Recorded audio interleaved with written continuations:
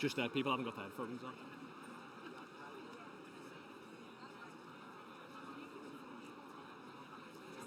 Yeah. Hi, can everybody hear me? Yeah, good. Yeah. Okay, we'll get going then. So I'm Brad Hughes, I'm one of the category managers at Procurement for Housing. It's my pleasure to welcome you here to the next session on procurement leadership, skills, culture and future-proofing your team, led by Emma Briggs. Just a little bit of housekeeping. Unfortunately, we've not got a microphone that we can bring round. There will be time for questions at the end, but unfortunately we're going to have to come, listen to your question and bring it back up with us and speak through the microphone for everybody to hear. I do apologise for that. Just a little bit of a background to Emma. She's the Director of Procurement and Commercial at Metropolitan Thames Valley Housing, and she's built a career on the belief that procurement could be so much more than a compliance function. Her session today is a practical look at what it actually takes to get there, the skills modern procurement teams need, the culture that unlocks their potential, and the honest reality check about what's holding teams back. Emma also chairs the London Procurement Community of Practice for the G15, serves as commercial lead for the National Housing Procurement Association, and sits on the advisory board for Procure Co. So she brings both the day-to-day operational reality and sector-wide perspective to this conversation today. Please join me in welcoming Emma Briggs. Thank you very much. Nice to be, I'm a bit short for this microphone, but hopefully it'll still work. So, as Brad said, I am indeed Emma Briggs, Director of Procurement and Commercial for MTVH, or Metropolitan Thames Valley Housing. So we've got about 59,000 homes that we own and manage across London, Thames Valley, unsurprisingly, South East, up into East Anglia, which causes some issues geographically, as some of you might recognise, and also up into, we've got a large concentration in Nottinghamshire and Derbyshire. The reason we are quite geographically split is because we merged about 7 years ago, Metropolitan and Thames Valley Housing, to create MTVH. And as the first slide suggests, I'm here to talk about procurement leadership, but hopefully in a pretty practical way. Now, I can't promise I'm going to have all the answers, but I will hopefully talk you through some of the stuff that I think is important, and then maybe some examples actually as well as to how well those things that are important are actually kind of implemented when you look at your teams. And I think from a skills, culture and future-proofing the teams, what I want to try and give you a flavour for is what that actually looks like when you're doing the job, not what it looks like on a slide. And I will say, I make no apologies, my slides are fully co-piloted. Yeah, if anyone is here today pretending that they're not, you will notice a lot of Z's instead of S's because it's used the Americanized spelling on a lot of things. So the slides are there more as a kind of backdrop, but hopefully what I'm actually saying, and I'll try and bring as many examples to life as I can, will make a bit more sense. So let me give you some context first. Is it working? No, do I hit enter? Yes. Oh, that one. Fine. Thank you. So I think the starting point for me is that procurement isn't really being held back by regulation anymore. I genuinely think the reason that procurement is being held back is because of the people. Quite a big statement. And by people, I mean kind of capability, leadership and culture. And I don't think we've quite caught up with the shift yet. So back in February 2025, the new Procurement Act was launched. And certainly for me and my team, we spent a good 18 months prepping for the implementation of that. We're now 18 months into the future of having worked with it. And I genuinely don't think that we have caught up with the skills and capabilities in our teams that the Procurement Act so desperately needs in order for it to be so successful. We still spend a lot of time talking about processes and governance and doing things properly, right? We talk a lot about the regs and the notices, and all of that, of course, is important, but it's not really the thing that's holding us back anymore.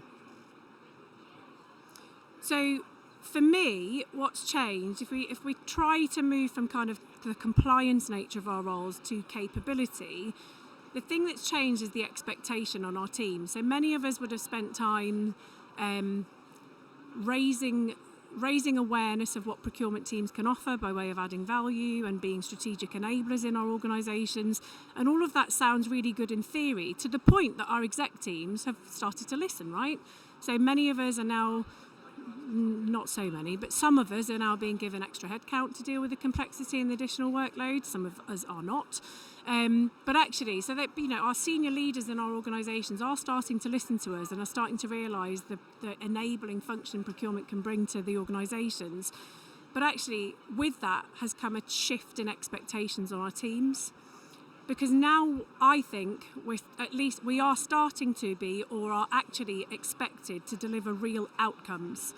And I think outcomes from a procurement point of view look like cost savings or cost avoidances. Obviously, social value and housing are brilliant at delivering social value, certainly when you compare us to other public sector entities that are classed as contracting authorities under the regs. And sustainability, of course, but ultimately better services for our residents. And all the things we've talked about, all of those things we often talk about in housing, but I do genuinely think that sometimes it's been a bit of lip service. But now it's real, right? Times are tight. Every organisation, whether you're a public sector contracting authority, a for-profit, not-for-profit, a supplier, profit-making, whatever you are, it's real, right? The need to be as efficient as you possibly can be with the skills and resources that you've got, and also needing to develop those whilst you're doing the job, is real. And honestly, most teams, including mine, we're still working out what that looks like day to day. And I definitely wouldn't be stood up here if maybe you all do think that I've cracked it, I don't know. But we definitely haven't. Because it feels a bit like we're building these new skills and capabilities whilst we're still doing the job and start trying to deliver these new expectations. Because and like I said, the constraint now isn't the policy or the regulations. It's the questions we need to be asking ourselves is, do we have the right skills in our teams? And have procurement professionals within the public sector, which is where we all kind of tend to share and move around seats across all the various housing associations, do we have the right skills, and do we have people historically worked on developing the skills that are required to deliver what the Act is expecting us to? Do we have the confidence? And I don't know if we always do. These expectations that are causing this shift that we arguably set out to achieve and set new expectations for our teams, we're not necessarily confident that we can deliver. And actually, do we have the capacity? Yeah, because many of us are actually constrained by the fact that we're not being given loads of budget to go and recruit new people or attract people from outside the sector to build that commerciality. So in simple terms, we're moving from process-led procurement. We all love a tender process, and everything that goes along with that. But we need to move to something that's far more people-led. So let's look at what high-performing teams look like, right? So a bit of theory in a way.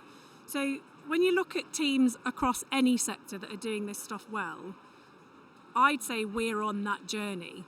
But actually, we're definitely not at the end of it. In fact, I'd say some of us are yet to start, and some of us are right at the beginning. And the teams that are classed as high-performing commercial teams, they don't stand out because they follow a process better, right? They stand out because they get things done. They're commercially confident, they're in conversations early, and they influence. They don't just manage a process.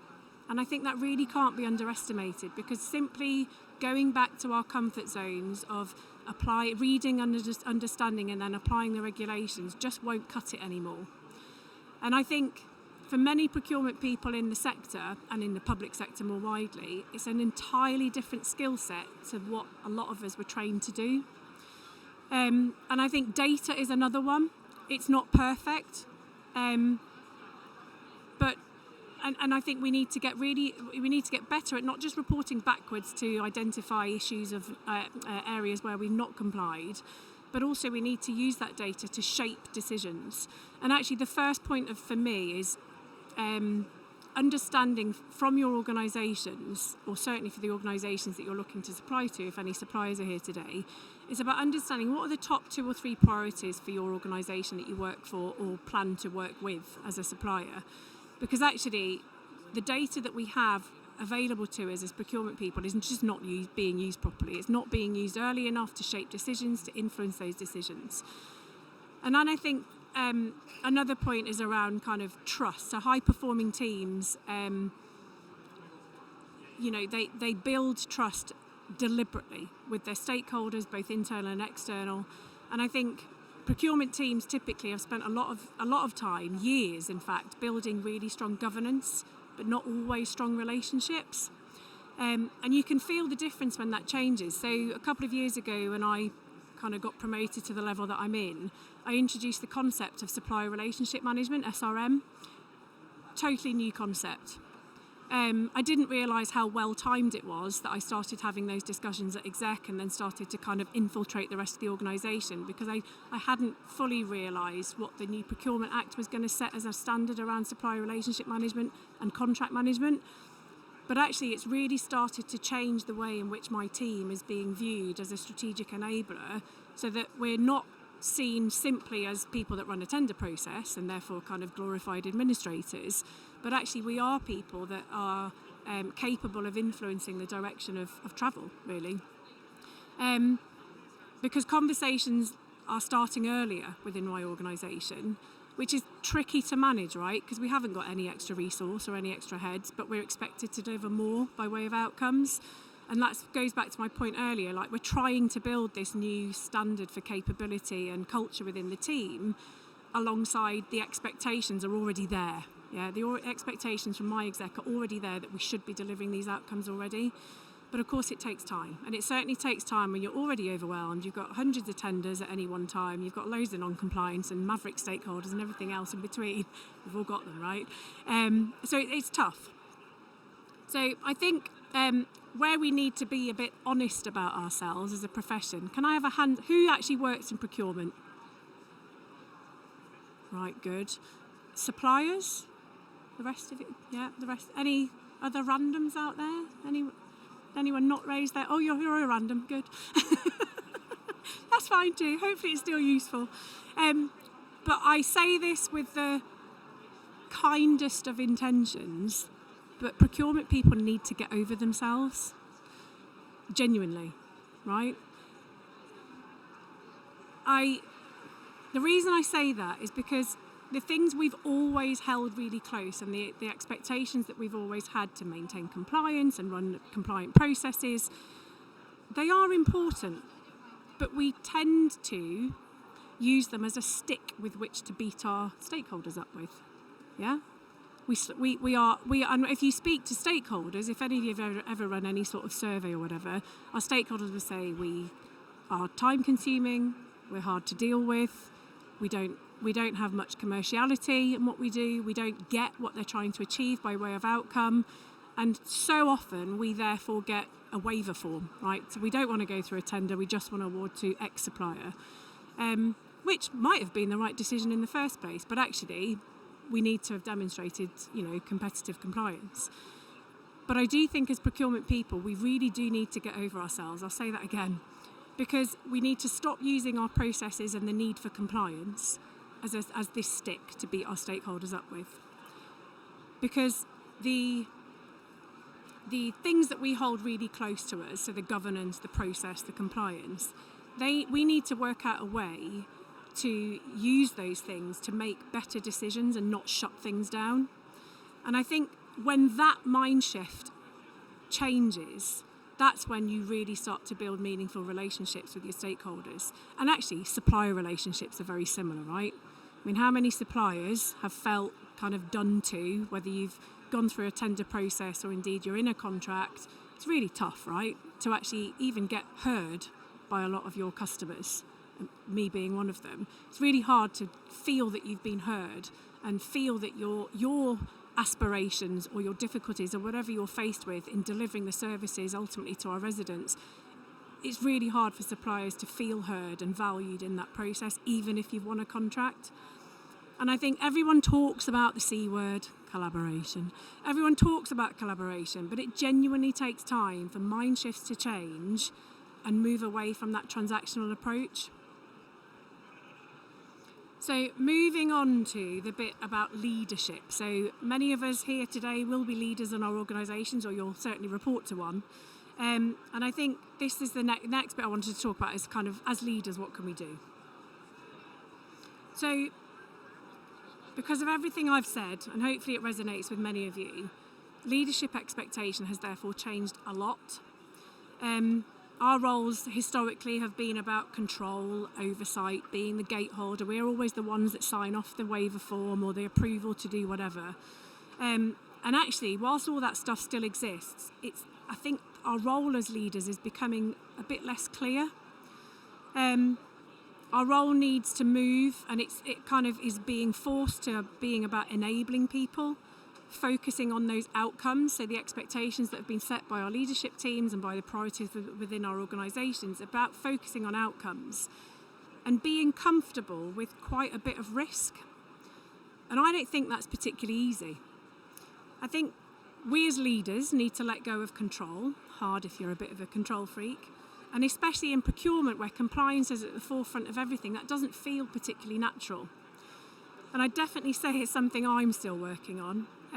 Because you still feel accountable, right? Your signature is still on that document, and you still therefore feel accountable. And you know the ramifications or repercussions if something were to go wrong. It's kind of on your head, right, in terms of how to fix that issue. But I think we also need to truly enable and empower and delegate some of those decisions to our team and help them to step forward and make some of those decisions. And getting that balance right when you've got all the other stuff to kind of think about is quite tricky. I'd say another thing, we're expected to be business partners as well as procurement specialists and category managers or whatever it might be. So influencing more and enforcing less, and that kind of ties into we need to get over ourselves a bit, and we need to start really understanding what our business's priorities are and stop enforcing procurement compliant processes on top of those, and actually just trying to work out creative and innovative ways of making it work, together. But all of that stuff takes time to build, right? So, as I said, skill set has shifted as well. Commercial capability is absolutely core, but it's not enough anymore on its own. We need people who can interpret data, we need people that can influence stakeholders, and we need people that can operate under ambiguity. And I don't think many teams, including my own, would say that we've got that fully balanced yet, or even that if we know what being fully balanced even means. We've certainly got strengths. I've certainly got strengths in my team, but it's not always consistent strengths, because people, I think, are in positions now where their expectations, like I say, keep shifting. New standards and outcomes are being described by either ourselves or by our internal and external stakeholders. And people are trying stuff for the first time and not always getting it right. So like I say, we're not getting consistency with a lot of the stuff. And of course, there's a lot of digital providers here today. Digital is changing massively, right? The influx of AI, today you are seeing a good example of it. But I think, expectations are changing so quickly. And I think none of this is happening in a neat or predictable way. But it's definitely moving, and it's really, really hard, isn't it? And actually this goes for any role, whether you're procurement, whatever role you're in. I think the digital expectations on all of us in today's world is just changing at a pace that not many of us can keep up with, or even understand how we might implement that into the future. And like I've said before, many procurement teams are already stretched. I mean, who isn't? But the impact of how effective we can be is being impacted by all of those things in terms of capability requirements. But I do believe that culture is genuinely a differentiator. And I think it's the thing that underpins everything. And as a leader, I think it's our role to create the culture within which our teams can thrive. So you can have the right structure, and you can have the right strategy or plan, and you can have all the right kind of frameworks, policies, procedures, whatever you might have. But ultimately, if the culture isn't there, it doesn't work. And better teams tend to have, certainly in the research I've done around kind of what does a high-performing team typically have, better teams tend to have psychological safety. They tend to have clear accountability. and they tend to have real ownership and understanding and clarity of role of what they're there to do and about those outcomes. So it feels like people speak up without the fear of challenge, right? And they challenge proactively. And they take responsibility for outcomes, whether they're positive or negative. And they don't just feel part of a process. And I think building that once, easy, right? But building it consistently so that you can predict into the future how that's going to land is actually what's really difficult. And especially when teams are busy and under pressure. Culture isn't something you just set as a leader. It's shaped every day by who you are, what you bring to the party, and bringing your kind of whole authentic self to your team. And I genuinely think that as a leader in procurement in one of the largest housing associations, it's quite a weight of responsibility to make sure that your team feel part of an organisation in which they can thrive. So the reality check, really, though. So this is the most real bit, I would say, because most teams aren't starting from a perfect place. Capacity is a genuine issue. I've said it a few times. That capacity is a genuine issue. People are busy. There's loads of firefighting. And it makes it hard to find the time to kind of step back and act strategically, because structures don't help either, right? And it's hard to change structures. If any of you have ever dealt with HR, you'll know what I'm saying, right? We've got lots of flat teams with limited progression opportunities in procurement. Maybe not all of you, but I've certainly encountered it in many of the organisations that I have either worked in, private and public sector, but also I'm aware of in a lot of my peer groups. And it's really hard to build future leaders into that environment. And of course, systems and data, like I said, they're still really clunky. And then you've got stakeholders, all with competing priorities, because any stakeholder you speak to will tell you they're the most important, you need to prioritise them and drop everything else, yeah? It's true. And they are. So how do we kind of manage that? And I think there's a genuine gap between what we talk about and what teams are actually set up to deliver. And I definitely include my own team in all of that I've just said. We're not immune to it. So what I'm trying to tell you today is it's almost like if I read my script and created a bit of a to-do list, they're all the things that I should be doing. But it's hard, right?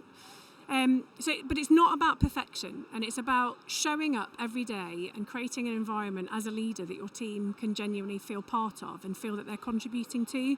And it's always about deciding and understanding what progress looks like for you over what time frame, so that you can all make progress and all go in the right direction. So in terms of the future-proofing element, so what actually helps, right? So a few things I genuinely think make a difference. And like I say, none of these are fully fledged, delivered promises or projects, but they're certainly things that I've learned along the way that do make a difference.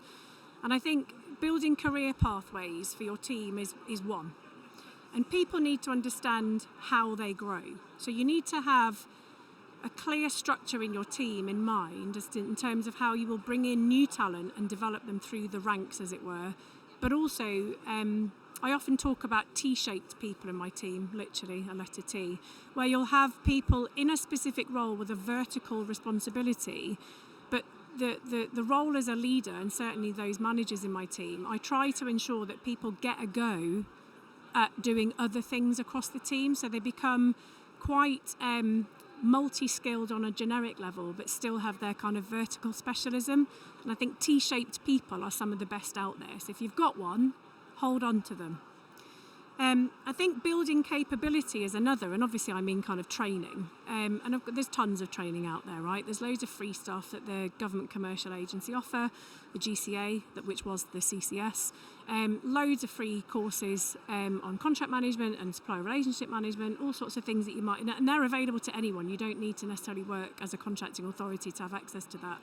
And I think, of course, SIPs. Yeah, as a procurement profession, SIPs is a great place to kind of learn the trade and get the letters after your name, which lots of people like.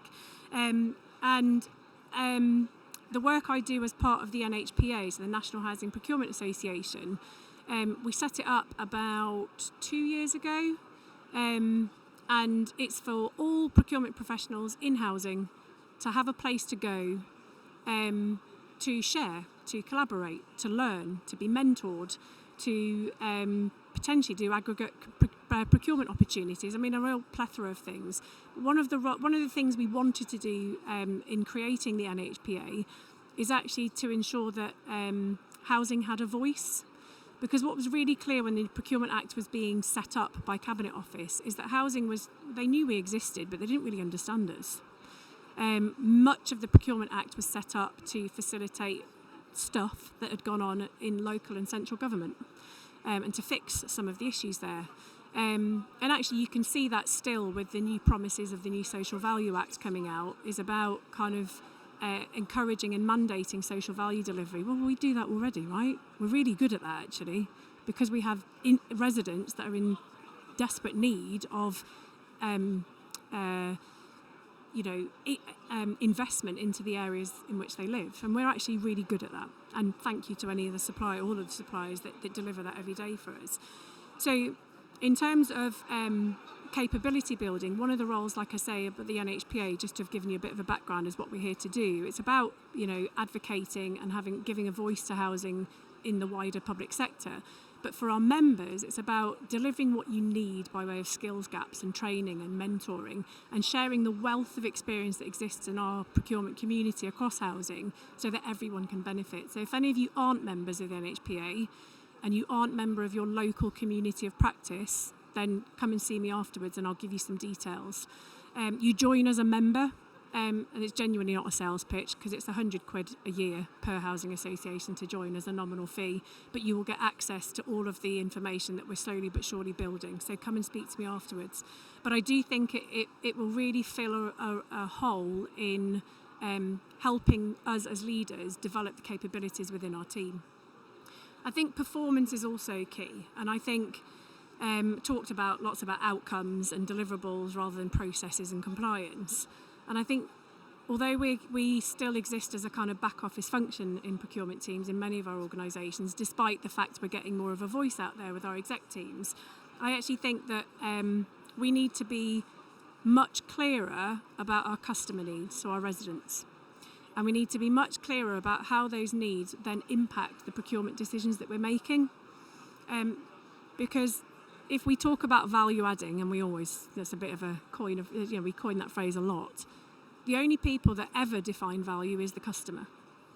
And actually we need to really understand and spend time understanding as leaders and as our teams as to how we then deliver against that value. And then ultimately simplifying things, right? So I'm a Lean Six Sigma practitioner, thankfully. I learned it by accident about 15, 20 years ago. In the private sector, and I've used it every single day without fail. It was probably the biggest career-defining moment for me. I didn't realise at the time, but I do now, 15 years later.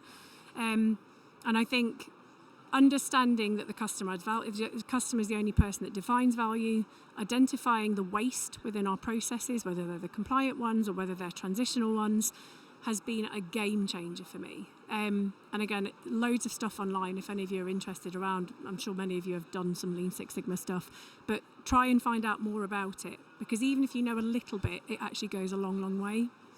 And I think if people don't have the capacity to kind of reduce unnecessary steps or feel empowered to make those changes, then you're kind of, they're letting themselves down and letting the potential of the team down. I think one last thing that came to mind as I was going through this in the car on the way up this morning, the other thing I think that we've done as a team, which has as a team been the biggest game changer for us, is, you can talk about kind of practical levers for transformation. The biggest impactful thing my team has done to influence the transformation that has been required is we've done some, it's not a plug, I'm not on commission, but discovery insights profiles. Has anyone else here done them where you get a red, green, blue, yellow? I'm a very red person with quite a bit of yellow, if any of that makes sense to anyone. And what's really cool about that, the whole team went through it. They're a couple of £100 each. Again, not a sales plug. I'm just trying to make it accessible to all by explaining what it is. It's based a personality profile based on a bit of Myers-Briggs and some other stuff. And it ultimately tells you what your preferences are. And actually as a team, we now have a language that we can use to give each other feedback, because another thing about high performing teams is they naturally and willingly give and receive feedback. But feedback's quite a skill, isn't it? To deliver feedback in a meaningful and constructive way is actually quite a skill, and it's quite hard to then be on the receiving end of it sometimes. It certainly has been for me in the past. But I think it's given us a language to kind of depersonalise the feedback we want to give to each other. So I have quite a lot of blue in my team, which are the people that are quite detailed. They like to not quite make a decision just yet because there might be something else around the corner that's better. But I tell you what, when a blue person makes a decision, you can guarantee it's probably the best one there's going to be. Whereas I'm red, just get it done yesterday, right? And that's, you can see, you'll know there's certain people in your team that are like both of those people, and they're the extremes, of course, because we can all do all colours, but we will always have a preference under stress. And for me, that's been the single most impactful thing that me and my team have done, is done those personality profiles. We never felt more seen as individuals when we read those profiles, and we now use that in team meetings day to day. They'll tell me I'm being too red, that we need to slow down and, you know, take our time, and I'll tell them, but the deadline was yesterday, so stop being so blue. And it, you know, it genuinely becomes a bit of a laugh, but it's a really powerful way of kind of giving people self-awareness to help build their resilience and capacity to deliver the transformation that we need to do. So, I don't know how I'm doing on time. Oh, not bad. Not bad. Thank you. So, the call to action really is, it comes back to leader. All of this comes back to leadership. And for us as leaders, making sure that we're setting the right environment and the right kind of cultural feel in our teams. I mean, ultimately, we set the tone, right? We shape the environment, and the environment should always be, we should always strive for an environment, like I keep saying, as places that people can thrive. And we need to future-proof. But it isn't one big transformation. It's loads and loads of tiny changes that cumulatively add up to this big transformation. And we need to do it consistently and be deliberate about what we're trying to achieve. And we need to engage our teams too. Because building capability and creating space is all about shaping the right culture over time. And I think procurement success, it's not, like I said right at the beginning, it's not really about process anymore. It is genuinely about our people and the environment we create for them. Because if we want different outcomes, well, quite frankly, we need different outcomes. We need to build different teams. That doesn't mean getting rid of everyone in your team and recruiting with a whole load of commercial animals, but it does mean about investing in the people you've already got and allowing them to grow and define their own careers, right? And it ultimately starts with us. It starts with others as leaders. It's a big responsibility, but honestly, it's good fun. And I'll end there with any questions.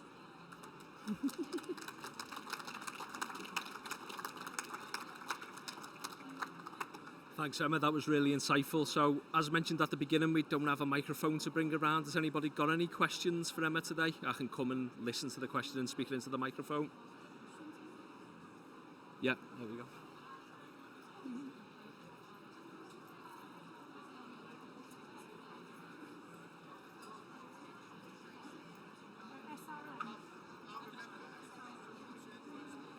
So the lady in the front has asked about SRM. Is it, how did we do it?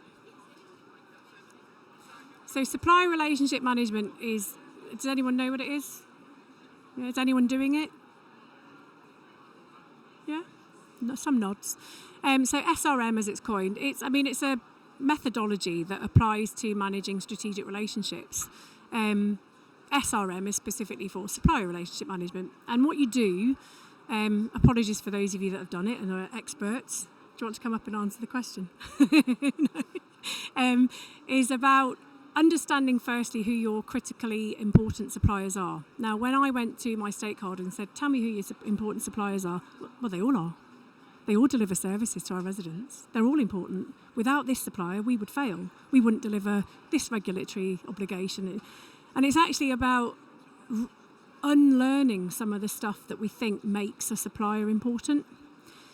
So the way we've gone about it, and it is a fairly industry standard, well, industry, and I mean procurement industry, globally, all sectors, whatever, it's not just specific to housing, is it's quite easy for procurement people to do SRM in theory, because you look at your list of suppliers, you then can apply what are called criticality factors, and they typically look at kind of spend, obviously, legal, customer impact, risk profiles, compliance and regulatory standards. So they kind of, and we've actually got 7 criticality factors. I wish I could remember them all, but I can't. We've got 7 criticality factors that we assessed each of our suppliers, or indeed just the subcategories, to determine just how important those suppliers were. It ultimately kicks out a score on a spreadsheet. And you come up with a handful of strategic suppliers. Now, at MTVH, we've got 2,000 suppliers in total. And we've got 6 strategic suppliers. And they are literally the suppliers that if they fail, we fail. And they're a mix from huge, so Softcat is one of our strategic suppliers, so IT, peripherals and bits and bobs that we buy from them. A couple of our joint venture partnerships where they're building new homes. And also our insurance provider, Gallagher's. And there's another couple in there as well. And we determined as an organisation that, yeah, they are our strategic suppliers, because without actually nurturing and proactively and deliberately building those relationships, we fail. And they fail. And if they fail, we fail. Yeah, it becomes kind of symbiotic, if you like. We then have a layer below that we call critical, or anyway, it's given a label. And they are important, that we want to nurture those relationships in a different way to kind of everyone else. So you end up with a bit of a pyramid with your really important handful of suppliers. Out of 2,000, there's only 5 or 6. And then there's a layer below of about probably 40, and then kind of everyone else is in the bottom. And each of those tiers within the SRM hierarchy get something different from us. The strategics obviously get a lot more. And a strategic partner should know that they're a strategic partner and what that means, and that we want to proactively invest more time, attention and focus in them. And also, we want to learn more about what makes them tick and what they're finding difficult or particularly enjoyable at any given time, so that we can really work in partnership. So that's kind of what SRM, in theory. The difficult thing has been then engaging our stakeholders, who are officially the contract managers of those contracts, to do things differently and be held to account. So when they are holding supplier meetings, that they are going through a kind of SRM, I mean, it's a template to give it its actual word, but it's kind of more than that. It's a guidance tool as to how the discussion should go. Because with those suppliers, of course, you still need the tactical kind of KPI, are you delivering X, Y, and Z? But you also need to do a different type of meeting around their strategic aims and, where they can add even more value to either our business or to our residents or to whatever else is important at that time. And I think ultimately the point of SRM is to deliver more value, and remember the customer defines value, more value, so that neither party leaves any value on the table when they've met. Thanks for the question. Okay, thanks, Emma. Any more questions from the floor? We have got a couple of minutes left. One over here.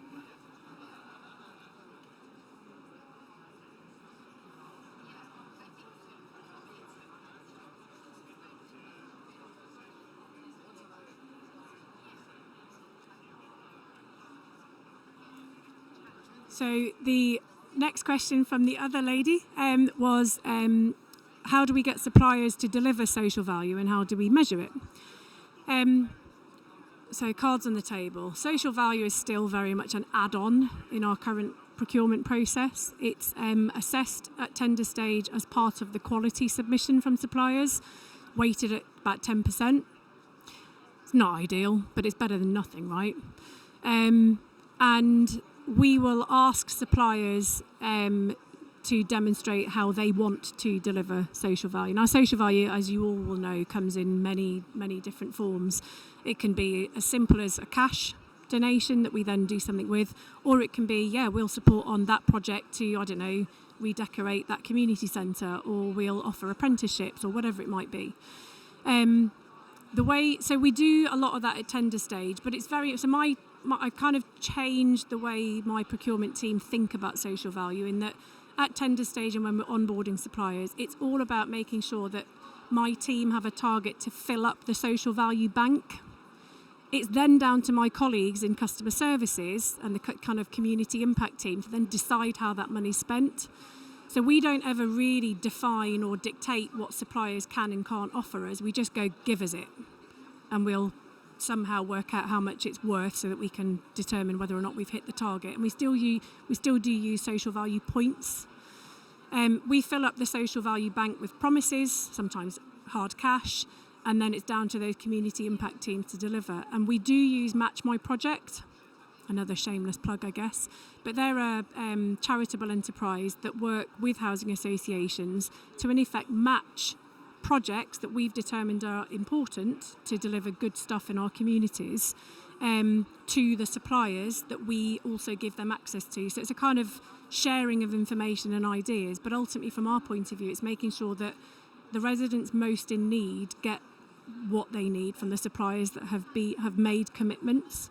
Because I think the other thing that SRM does, actually, to link back to all of that, SRM helps us to translate those commitments or promises into commitments, and helps us as a housing association, suppliers, we want suppliers to feel part of the promises we make to our residents.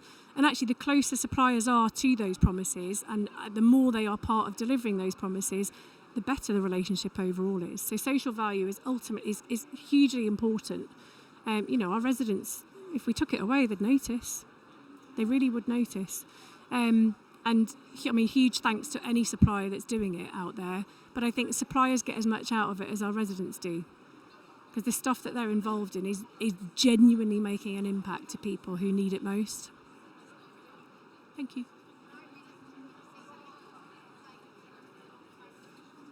Okay, everybody, thank you very much for coming. Myself and Emma will be at the front here for a couple of minutes, so if there's any more questions, please feel free to come up and ask them. If you could all join me with a round of applause for Emma. Thanks for coming. Enjoy the rest of your day.